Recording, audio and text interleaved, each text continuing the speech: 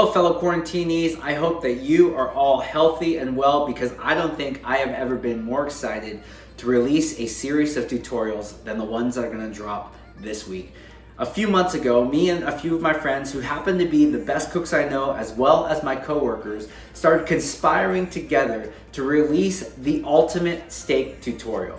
What we're going to be doing all week is that we are going to teach you how to make steak 4 different ways for you to raise that steak game. I hope that you're excited because right now we're gonna kick things off with my friend Chris Evan, who's gonna teach you how to wood fire that perfect steak.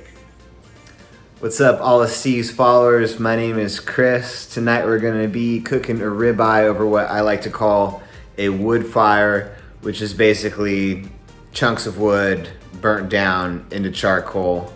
So yeah, we're gonna talk about meat selection, we're gonna talk about seasoning, building the fire, cooking the thing, all of it. So yeah, here we go.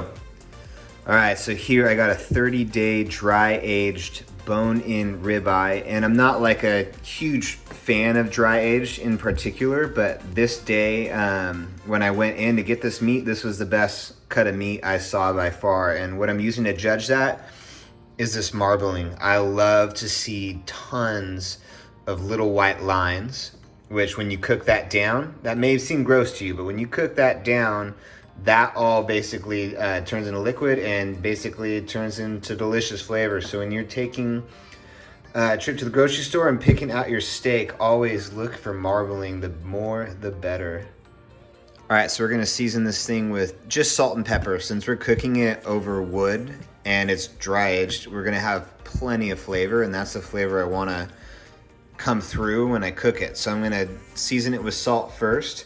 I'm gonna do my best to do this while filming, but it's kind of difficult to over salt a steak. So I try to salt it liberally. I want it to look like kind of like a porch when it just snowed lightly. So you can see the salt resting on there. I don't have 2 hands, so you won't be able to see me put the pepper on, but I'm just gonna put a little bit of pepper on and then basically flip it over and do the other side. All right, so I got this thing seasoned liberally with salt and pepper on both sides, and now what we're gonna do is let this rest covered, sitting at room temperature, and this is gonna do 2 things. It is gonna let all that seasoning kind of sink in to the meat, and if you look how thick this bad boy is with 2 C's, that's gonna make a big difference in how flavorful the steak is after you cook it. And then also that's gonna allow the kind of the temperature of the meat to regulate. So when I cook it, it's gonna cook nice and evenly, and I won't have, you know, very cold portion in the center of the steak and then kind of, you know, well done on the outside. Some people say it doesn't make a difference. I say, why not just let it rest? So yeah, that's what we're gonna do. In the meantime, we're gonna talk about building the fire and all of that.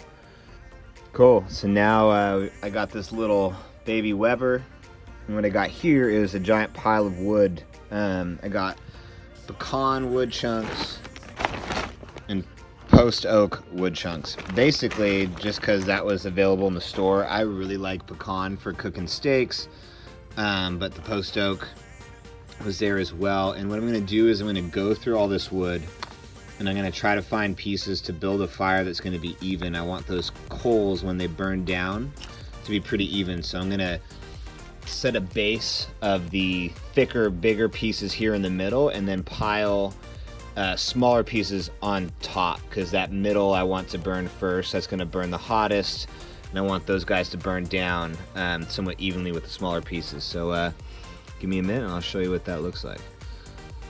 All right, so what I've done here is basically take a bunch of these thinner pieces of wood from my pile, and I've made a little base of what I'll call kindling wood. And then I put fire starters on top of those. And honestly, 4 of those is probably way overkill. I probably only need 2, but they're cheap, and this post oak is really hard to light, so I don't want to take any chances.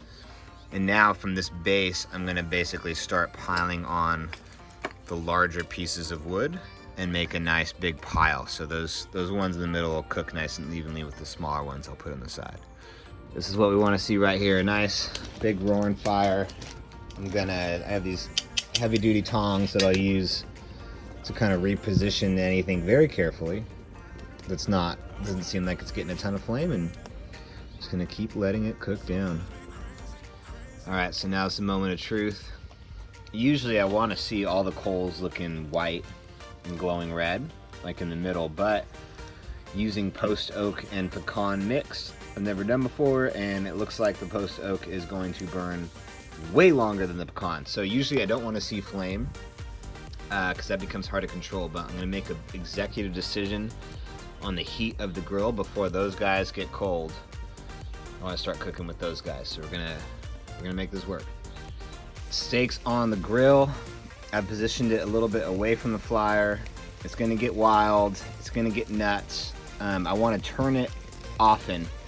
I don't want that flame to kind of burn the crust too much or burn the steak too much. I'm gonna turn it a lot. If there wasn't that flame, I'd probably turn it every 3 minutes until it's done, but I want it to be nice and even. And with that said, it's gonna be a little bit hard to flip this guy, so I'm gonna be in and out with the video. Let's see how it turns out. All right, update, because again, this is over flame, I'm flipping this thing often, maybe like every 30 seconds to a minute. And I'm flipping it not only this way, but that way, because I want basically all these corners of the steak to cook evenly based on where the hottest part of the fire is, which is down there. So we're just gonna keep flipping this bad boy, and I'm feeling good. It's gonna look great. All right, this thing is a masterpiece in the making. It's been on about 6 minutes now. Fire's getting a little crazy. All that fat's dropping down onto the coals. It's getting wild. So I'm gonna flip it maybe a couple times and then try to move it over here where there's less direct flame and let it cook until it's done. And I'm constantly just feeling this thing, making sure I'm not overcooking it. All right, there it is. Just a beautiful, nice sear over the wood. Doesn't get much better than that. I'm feeling it. Kind of the rule of thumb is to put your pointer finger and your thumb together and feel that pat of your thumb. For medium rare, I would not recommend cooking this steak any more done than medium rare. Honestly, I like it a little bit on the rare side. And yeah, I'm feeling it. It should be nice and red in the center. I'm gonna let it rest for about 15 minutes. Let all those juices, all those marbling that you saw before we cooked it, kind of settle so it doesn't all escape when you cut into it. And then I'm gonna slice it up and enjoy it.